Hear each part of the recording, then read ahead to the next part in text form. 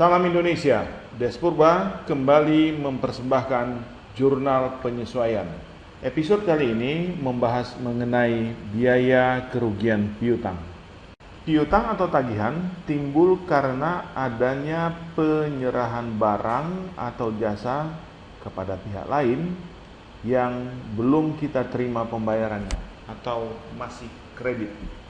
Apabila suatu tagihan dinyatakan positif tidak tertagih lagi, maka itu jelas membawa kerugian. Bahkan apabila ada suatu piutang meskipun belum positif tidak tertagih lagi, namun sampai saat jatuh tempo belum juga kita terima, maka hal itu juga sudah merupakan kerugian. Mengapa? Karena dengan belum kita terimanya piutang, itu artinya dana untuk keperluan usaha menjadi tidak optimal. Dan kalau perusahaan tetap memaksakan agar dana menjadi optimal, tentu harus meminjam. Konsekuensi dari peminjaman dana tersebut itu akan ada beban bunga yang harus kita pikul. Itulah alasan mengapa ketika piutang pada saat yang dijanjikan atau pada saat yang ditentukan atau pada saat jatuh tempo belum dibayar merupakan kerugian bagi perusahaan. Kalau begitu apa yang harus kita lakukan? Yang harus kita lakukan tentu adalah mengakui beban kerugian piutang. Caranya seperti apa? Kerugian atas tidak tertagihnya piutang ataupun potensi kerugian harus dilaporkan dalam laporan keuangan. Jadi bukan hanya kerugian, potensinya pun harus kita laporkan. Nah, untuk membukukan beban kerugian itu ada dua metode. Pertama, ada metode langsung, ada juga metode tidak langsung. Kalau metode langsung seperti apa? Kerugian atas piutang baru diakui setelah positif tagihan tersebut tidak dapat ditagih lagi. Jadi kalau memang betul sudah dinyatakan tidak bisa tertagih, disitulah baru dianggap sebagai kerugian. Sementara metode tidak langsung, sebelum positif tidak dapat ditagih lagi sehingga harus dihapuskan, terlebih dahulu sudah bisa diakui beban atas kerugian piutang tersebut atau istilahnya kerugian piutang buruk. Perhitungan kerugian piutang buruk tersebut ada dua metode. Pertama, metode pendekatan neraca, kerugian diukur dari saldo piutang per akhir periode, dan pendekatan laba rugi di mana kerugian diukur dari nilai penjualan bersih di dalam satu periode. Jurnal kerugian piutang kalau kita menggunakan metode langsung adalah biaya kerugian piutang, kreditnya piutang usaha. Jadi langsung dia menghapus. Untuk membukukan beban kerugian dengan metode tidak langsung, baik itu melalui pendekatan neraca maupun laba rugi, sama jurnalnya, yaitu biaya kerugian piutang debit, kreditnya tidak langsung ke piutang tapi ada pos kontra piutang, namanya penyisihan kerugian piutang. Nah, mari kita bahas satu persatu. Kita mulai dari metode langsung.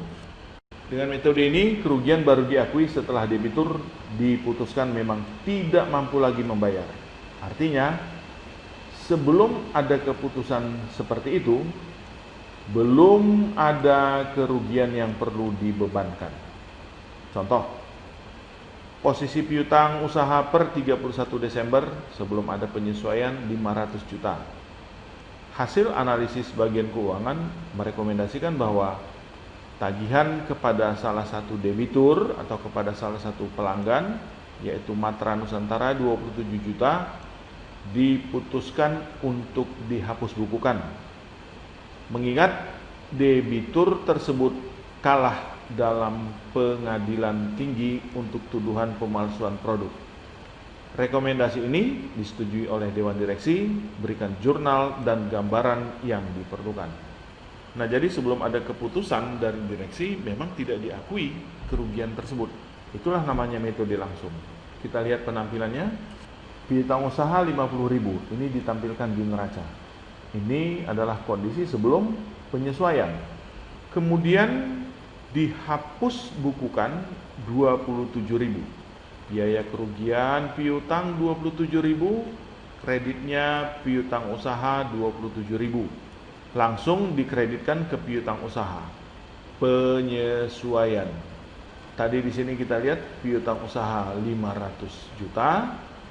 Kemudian ada kredit 27.000 sehingga piutang turun menjadi 473.000. Ini adalah kondisi di neraca sesudah ada penyesuaian. Jadi pengurangan langsung tanpa ada pos penampung sementara. Ini kalau kita menggunakan metode penghapusan langsung. Sekarang kita masuki metode tidak langsung. Dengan metode ini kerugian sudah dapat diakui meskipun debitur belum diputuskan tidak mampu lagi membayar hutangnya. Hal ini sejalan dengan konsep atau asumsi dasar konservatif supaya laporan keuangan menyajikan informasi yang wajar tentang ketertagihan piutang. Metode ini menampilkan piutang sebesar nilai kotor dengan akun kontra untuk dapat menentukan nilai yang dapat direalisasikan. Ada dua pendekatan untuk metode tidak langsung, yaitu pendekatan laba rugi, di mana kerugian piutang diukur dari hasil penjualan kotor ataupun hasil penjualan bersih, dan satu lagi pendekatan neraca, yaitu piutang yang diestimasi tidak dapat ditagih lagi diukur dari saldo piutang per tanggal neraca. Kita masuki pengukuran dengan menggunakan pendekatan laba rugi. Rumus yang ditawarkan, beban kerugian piutang sekian persen dari penjualan, bisa kotor atau penjualan bersih. Karena dari hasil penjualan ini tentu tidak menggambarkan kualitas piutang yang sebenarnya. Nanti akan kita jelaskan lebih lanjut mengenai hal ini. Kemudian berpotensi menimbulkan penyisian kerugian piutang yang lebih besar sementara kualitas piutang baik. Kita masuki contohnya, metode tidak langsung dengan pendekatan laba rugi. Tahun pertama, penjualan 800 juta, saldo piutang 60 juta. Kemudian kebijakan yang diambil, kerugian piutang dibukukan 1% dari penjualan. Ya, penjualan ada 800 juta, kerugian piutangnya 1% dari nilai penjualan ini. Nah, mari kita lihat posisi per 31 Desember A1 sebelum penyesuaian tadi disebutkan adalah piutang usaha 60 juta. Lalu dilakukanlah penyesuaian untuk kondisi bahwa kerugian piutang 1% dari penjualan tahunan. Biaya kerugian piutang 1% kali penjualan tahunan dalam hal ini adalah 800 juta. 8 juta rupiah. Jurnalnya biaya kerugian piutang 8 juta debit dan penyisian kerugian piutang 8 juta kredit. Setelah dibuat jurnal ini per 31 Desember sesudah penyesuaian penampilan di neraca, kita lihat piutang usaha 60.000, ini dia. Kemudian ada penyisihan kerugian piutang 8.000, ini dia. Inilah yang dipakai untuk menentukan berapa nilai yang dapat direalisasikan, 52.000. Kemudian kita masuki untuk tahun kedua. Tahun kedua, penjualan sepanjang tahun 1,2 miliar. Saldo piutang per akhir tahun 80 juta. Nah, tetap dengan kebijakan yang diambil, kerugian piutang 1% dari penjualan tahunan. Jadi untuk tahun A2 itu 1% dari 1,2 miliar. Kita lihat posisi per 31 Desember A2 sebelum penyesuaian disebutkan bahwasanya saldo piutang 80 juta, ini dia. Penyisihan kerugian piutang 8 juta ini adalah warisan dari sini 8 juta, sehingga sebelum penyesuaian nilai yang dapat direalisasikan 72 juta. Bahwa di dalam tahun A2 ada penjualan 1,2 miliar, disebutkan bahwasanya 1% dari jumlah tersebut dianggap sebagai kerugian. 1% dari 1,2 miliar yaitu 12 juta rupiah, kita bukukan biaya kerugian piutang debit, penyisihan kerugian piutang kredit sebesar 12 juta yang sebelumnya 8 juta, sehingga setelah penyesuaian per 31 Desember tahun A2, piutang usaha 80 juta, penyisihan kerugian piutang 20 juta, yaitu 8 juta warisan dari tahun sebelumnya, ditambah penyisihan untuk tahun ini 12 juta menjadi 20 juta, sehingga nilai yang dapat direalisasikan 60 juta. Metode tidak langsung dengan pendekatan neraca. Metode tidak langsung dengan pendekatan neraca menawarkan rumus perhitungan beban kerugian sebagai berikut. Beban kerugian piutang sekian persen dari piutang usaha dikurang penyisihan kerugian piutang. Karena dari hasil piutang, maka lebih menggambarkan kualitas piutang yang sebenarnya.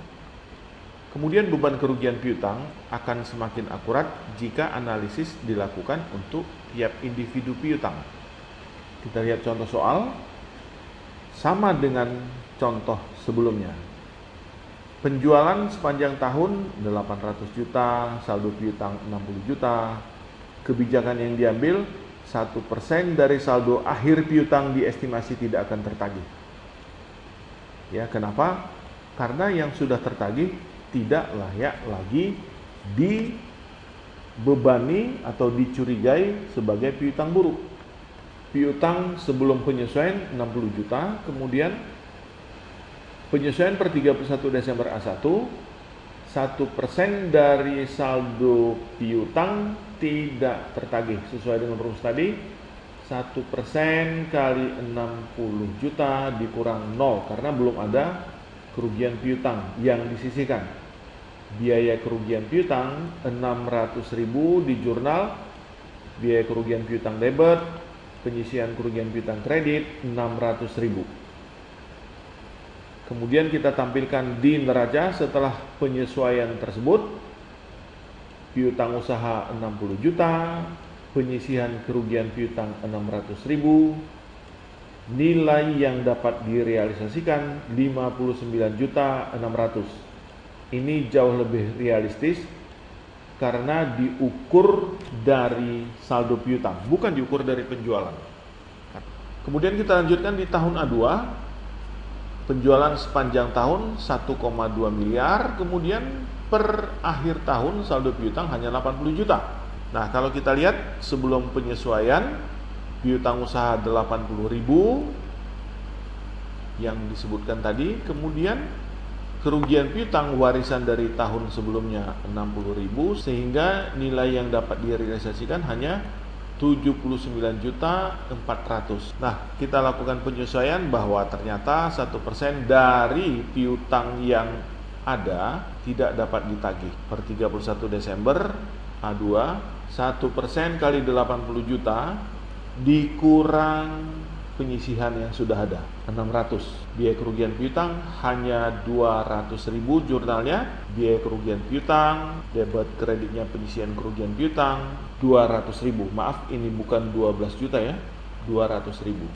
Sehingga setelah penyesuaian, tampilan di neraca piutang usaha 80 juta, 1% dari saldo akhir piutang, yaitu 1% dari 80 juta, itulah yang diestimasi tidak dapat ditagih. Sehingga nilai piutang yang ditaksir dapat direalisasikan hanya 79.200.000.